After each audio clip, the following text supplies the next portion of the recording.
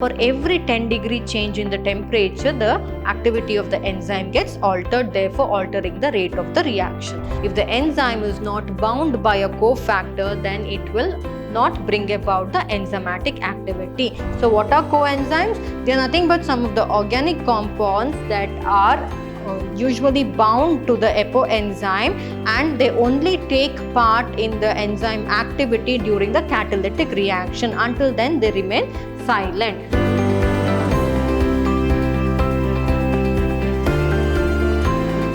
Hello everyone, a warm welcome to another session on chapter 9, that is biomolecules. I'm Dr. Divya, biology faculty, Vidyashram Pre-University College, Mysore, Temple of Excellence. So in the previous session, we had studied about the enzyme, the structure of the enzyme, wherein we concentrated on the tertiary structure of the enzyme. And we also learned how enzyme speeds up the rate of a chemical reaction and what is the transition state of a substrate.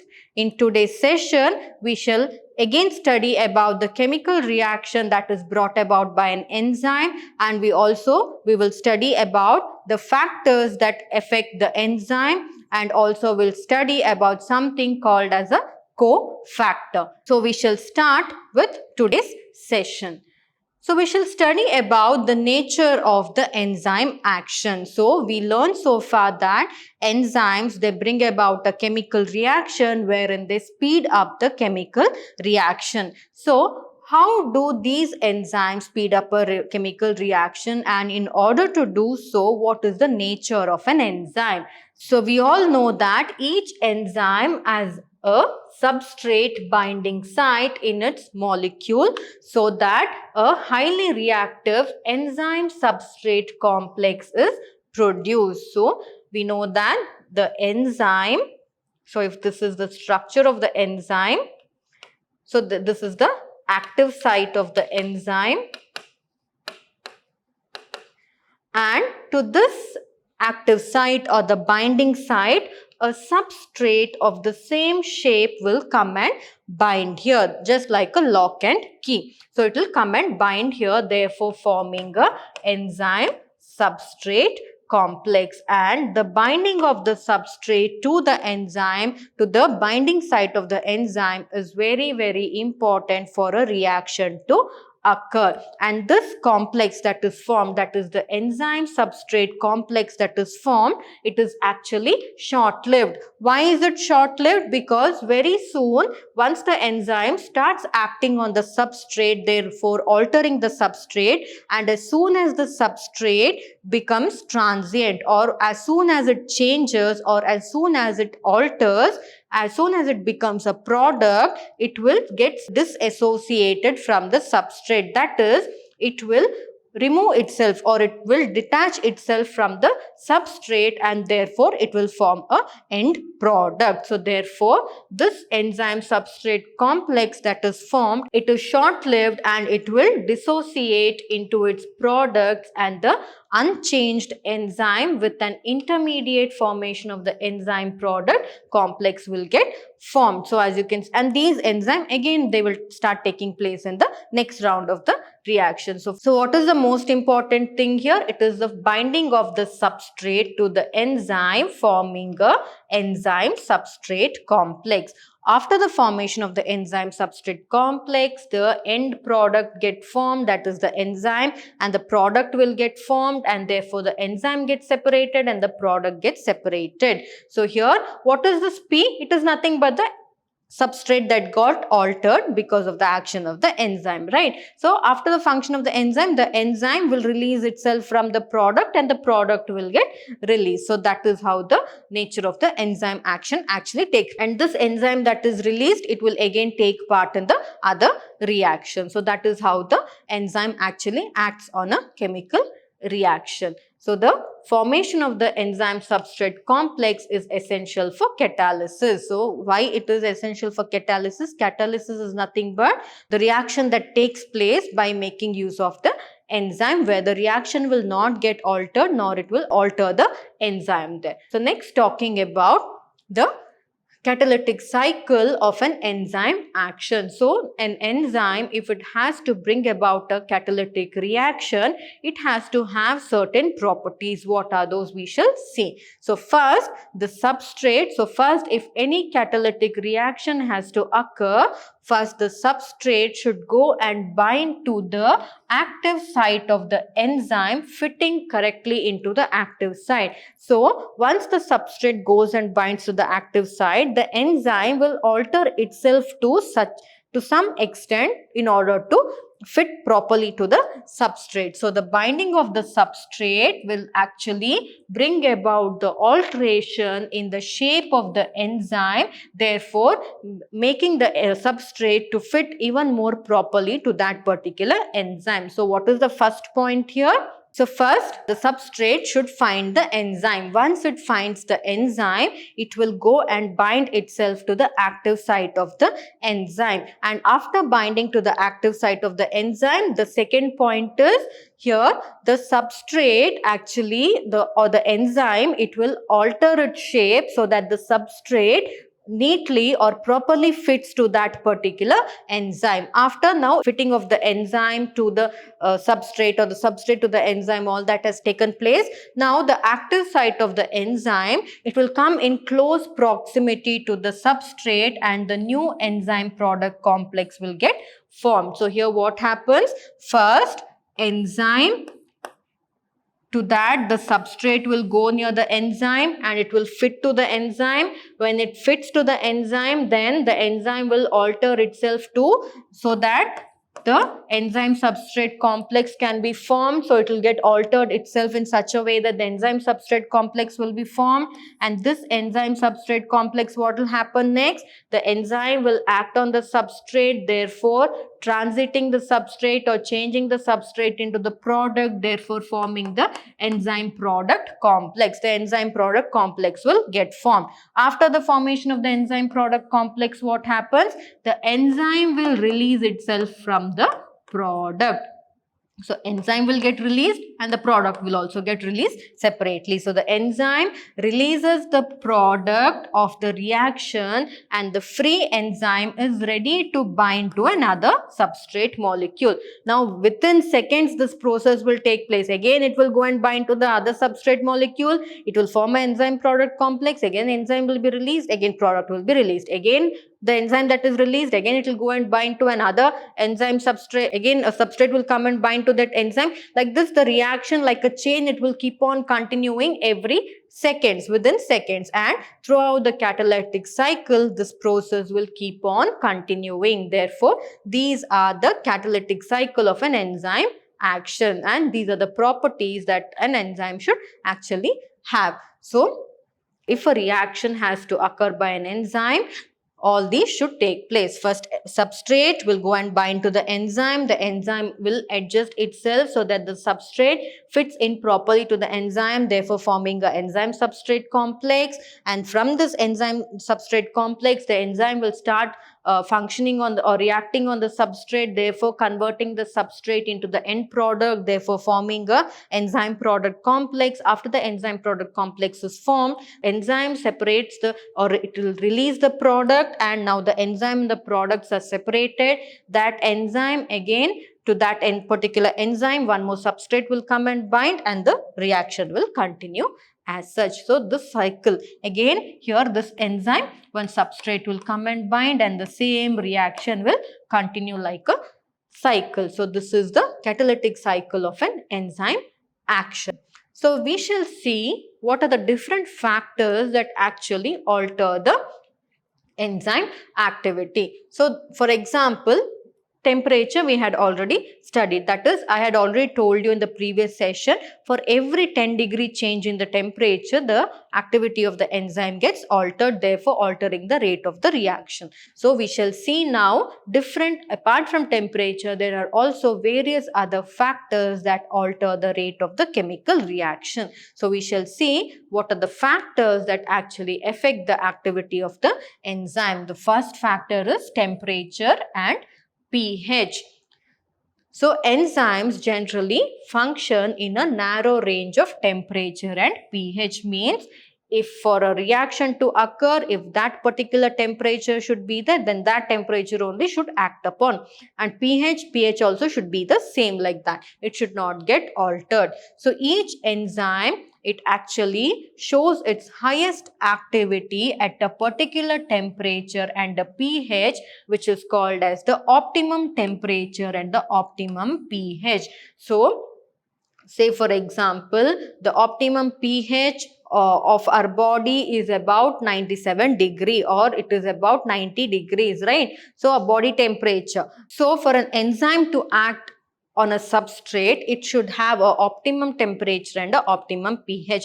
Only under this optimum temperature and optimum pH will the enzyme function. Say if it has to have a neutral pH, then the pH should be neutral itself. It should neither become acidic nor it should become basic. So therefore, if the optimum pH or temperature is not provided, then it will alter the rate of the reaction, or it will alter the activity of the enzyme. So the activity declines both below and above the optimum value. So I told you temperature. Say for example, if the enzyme will act at 37 degrees centigrade, then the temperature has to be 37 degrees centigrade. So the optimum temperature there is 37 degrees centigrade. So if it becomes even 36.5 or it becomes 37.2 or 4, then also the enzyme will not act upon. So therefore, optimum value of the temperature and pH is very, very important there.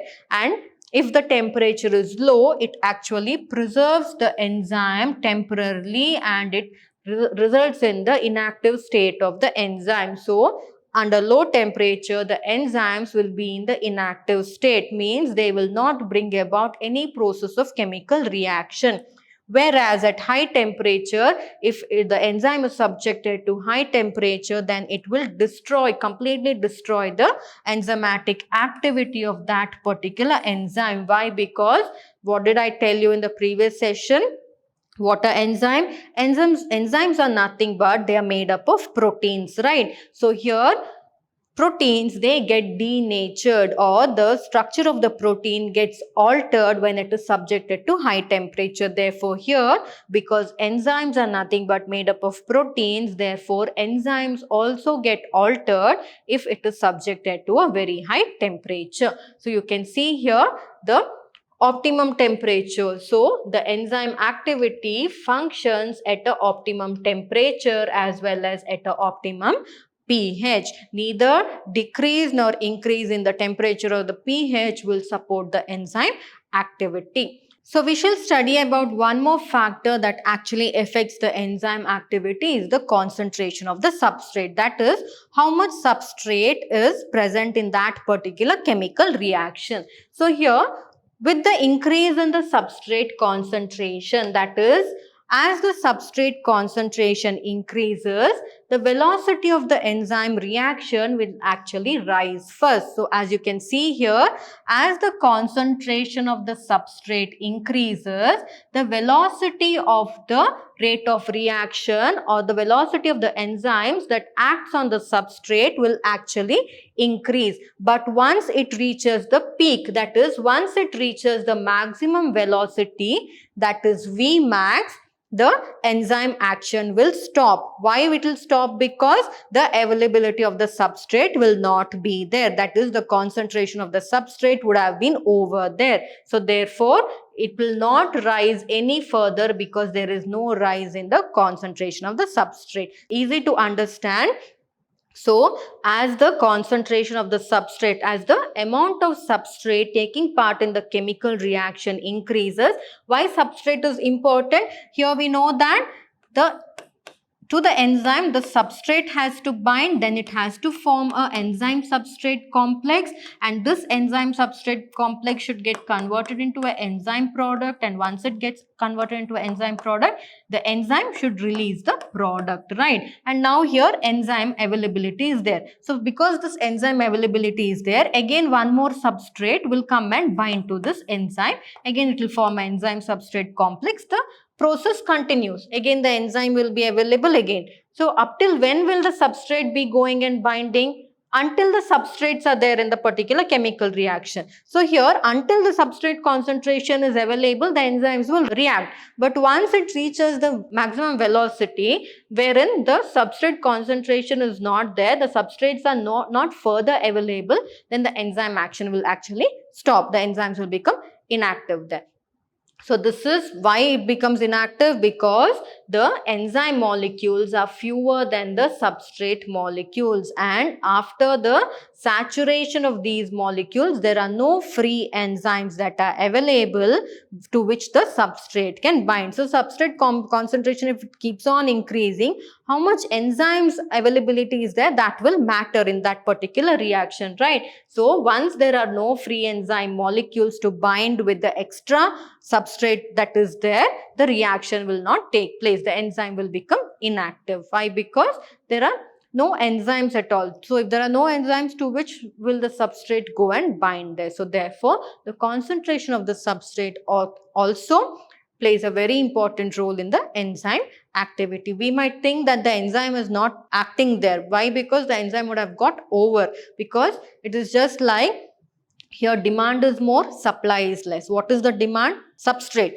Substrate is more, but the supply of enzyme will become less at certain point. That is at maximum velocity point. When it reaches the maximum velocity, it will completely drain off. The enzyme availability will not be there. So even at that time, if the substrate is still, the concentration of substrate, if it is still more, where will the substrate go and bind? It is not possible, right? So therefore, concentration of substrate is also one of the important factors that actually alter the enzyme activity.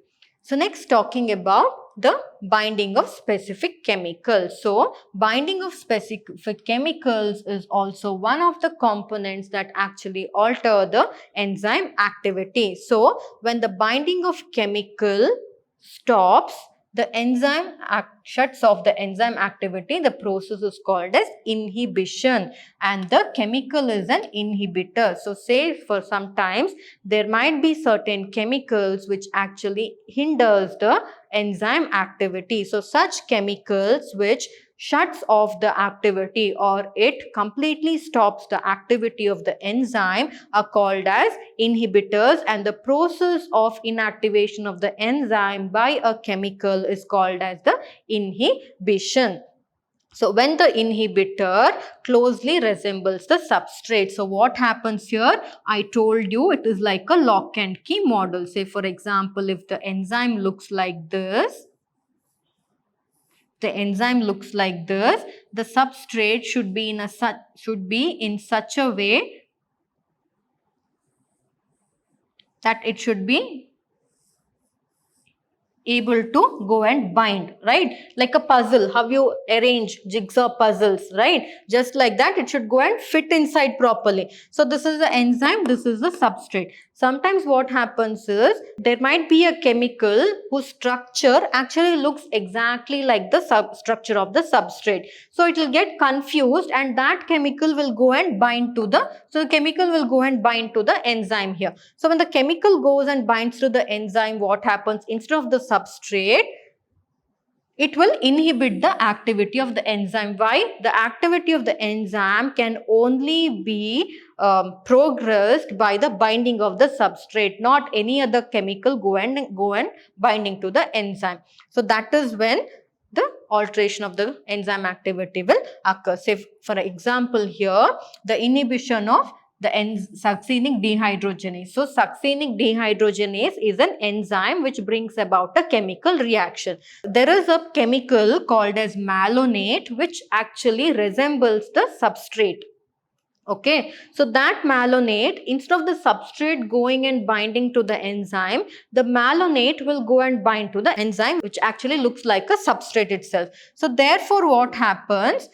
The substrate, instead of succinate going and binding here, so here to the enzyme, succinate should go and bind, which is a substrate, if the reaction has to occur. But here what happens here is, instead of succinate going and binding there, the chemical malate will, which looks exactly like succinate, will go and bind there. Therefore, what happens? The enzyme activity will be hindered. So, what is the inhibitor here? The malonate is the inhibitor because it is inhibiting the enzyme activity. This is how the binding of specific chemicals also alters the activity of the enzyme. So, next we shall talk about the classification and the nomenclature of enzymes. So, we have learned what are the different factors that alter the rate of enzyme activity. So, here we shall talk about there are different types of enzymes that are present. So, how are these enzymes classified and names given? So, like animals and plants, nomenclature is done, right? Classification and nomenclature for easy understanding,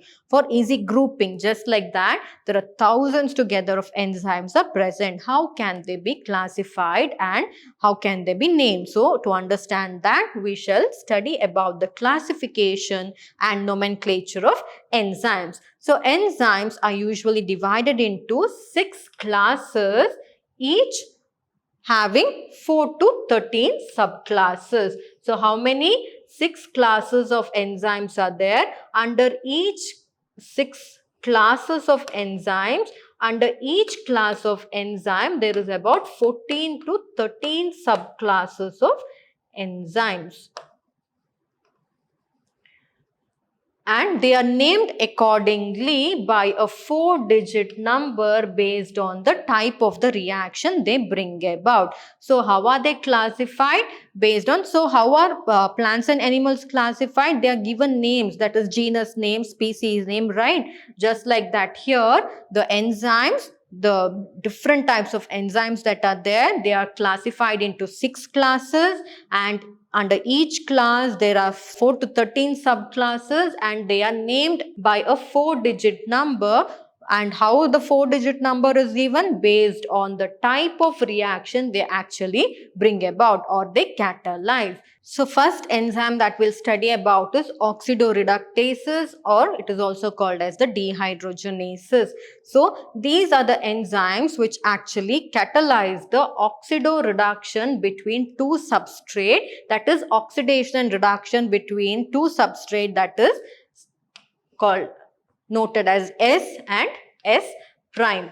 And one more enzyme, transferases. So, these are the enzymes that catalyze the transfer of a group other than hydrogen between a pair of substrates. So, you can see here there is substrate to this substrate, one group is attached.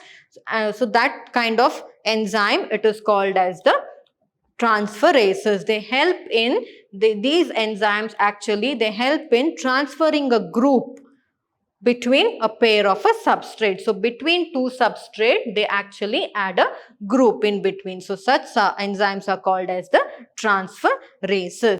And next, talking about the hydrolases. So, these are the enzymes that catalyzes the hydrolysis of ester, ether, then peptide, glycosidic, and halide or PN bond. So, they act between they help in bringing about the hydrolysis of ester, ether, peptide, glycosidic bond and halide or PN bonds. And one more type of enzyme which is called as lyases. So, these enzymes, they actually bring about the removal of a group from the substrate by mechanisms other than hydrolysis, leaving double bonds. So, you can see here, these are the enzymes that catalyzes the removal of the group. Here, there is no addition of a group. Unlike transferases, here there is no addition of a group. Here, there is removal of a group, therefore, resulting in the formation of a double bond. Next, one more substrate called as the isomerases.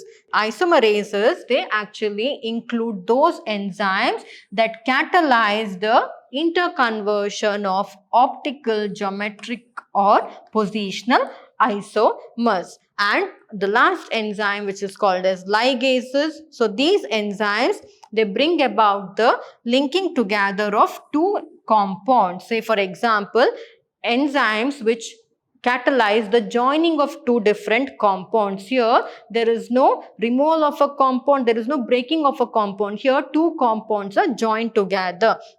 like carbon and oxygen, carbon sulfur, then we have carbon nitrogen. Like this, they actually form bonds. They result in the formation of bonds. Why bonds are formed here? Why? Because they actually bring about the joining of two different compounds. So such enzymes are called as the ligases. So what did we understand here? There are enzymes which brings about the oxidation reduction reactions. There are enzymes which break the bonds between two compounds. There are and make them a separate compound.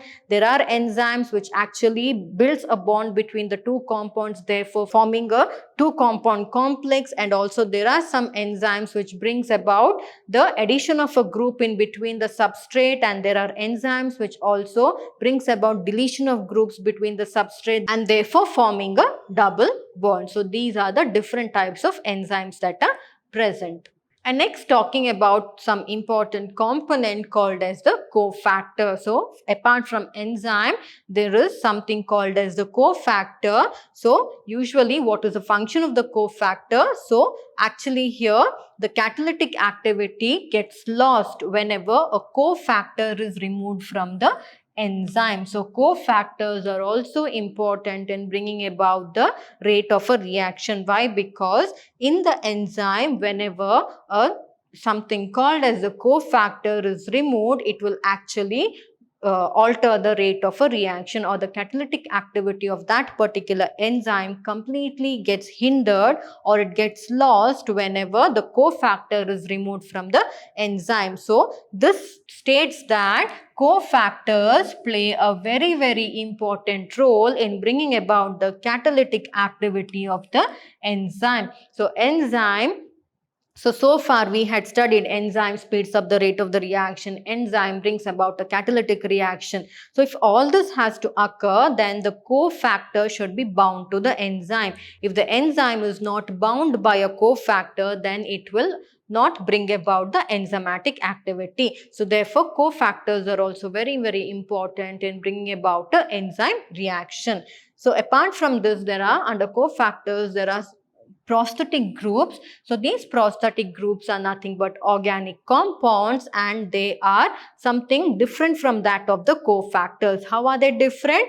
They actually are tightly bound to the apoenzyme. So cofactors are the components that are bound to the enzyme, which actually brings about the rate of the reaction of the enzyme, or brings about the activity of the enzyme, whereas prosthetic groups are something extra. Prosthetic, they are something extra which are actually different from the cofactors, because under cofactors there is something called as prosthetic groups which are different from other types of cofactors because they are tightly bound to the apoenzyme. Say for example, in peroxidase and catalase, two enzymes, that is one enzyme is peroxidase and the other one is catalase.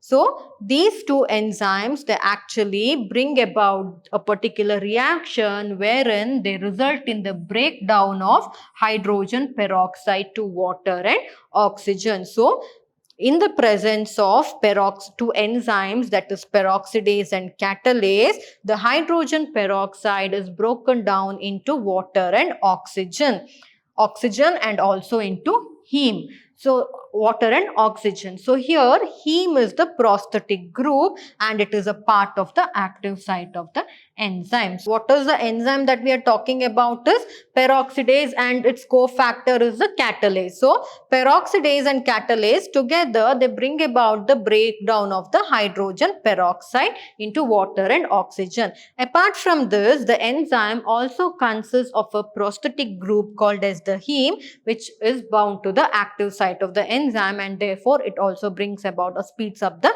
rate of the reaction. So therefore enzymes as such, they have an active site. Apart from that, they have the cofactors which actually attach to the enzyme, and without the presence of the cofactor, the enzyme cannot function properly, or they are not active.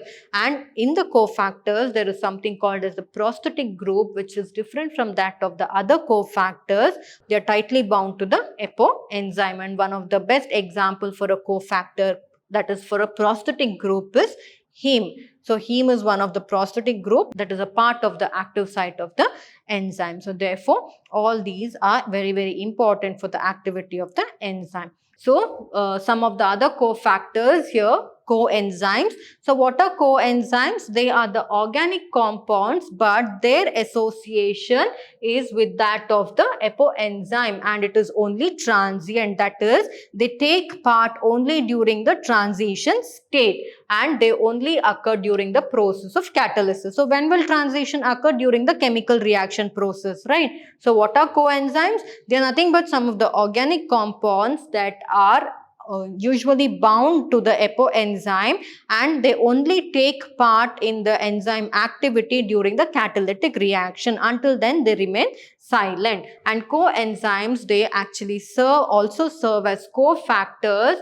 a number of different enzymes in order to bring about a catalytic reaction. So they play a very important role in bringing about a catalytic reaction in different types of enzymes. So we need to remember that coenzymes active only when there is a catalytic reaction occurring. And the essential chemical components of many coenzymes are vitamins. So vitamins are one of the essential important components of many coenzymes. So example here, the coenzyme which is nicotinamide adenine dinucleotide, which is NAD, and NADP, they contain the vitamin niacin. So the important components, as I told you, of coenzyme is the vitamin. So two important coenzymes, that is nicotinamide adenine dinucleotide and NAD and NADP, they contain a common vitamin which is nothing but niacin. So this is about the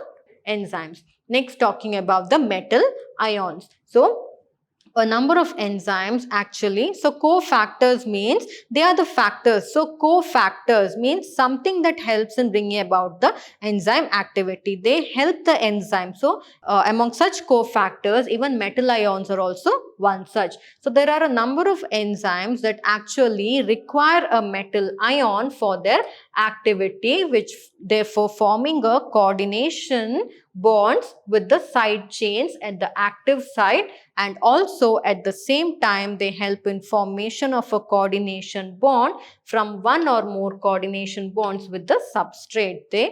So not just they help in formation of a coordination bond for the side chains, but also they help in the formation of one or more coordination bonds with that of the substrate. So therefore metal ions are one very important cofactor of the enzymes, and the best example is zinc. So zinc is a cofactor for the proteolytic enzyme which is carboxypeptidase. Carboxypeptidase actually takes the help of zinc in forming the bonds, coordination bonds between the substrates. So therefore metal ions are also one of the important cofactors. So I hope you understood the session well. So in this particular session, we studied about the factors that actually affect the enzymes, such as the temperature, pH, the concentration of the substrate, all that, how they play a crucial role in the enzyme activity. So we also studied about the cofactors, that is the prosthetic groups, the coenzymes and the metal ions, which actually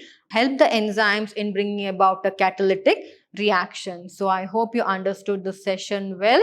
So with this session, the chapter biomolecules end. We shall meet again in the coming sessions wherein we'll be discussing new chapter. Thank you.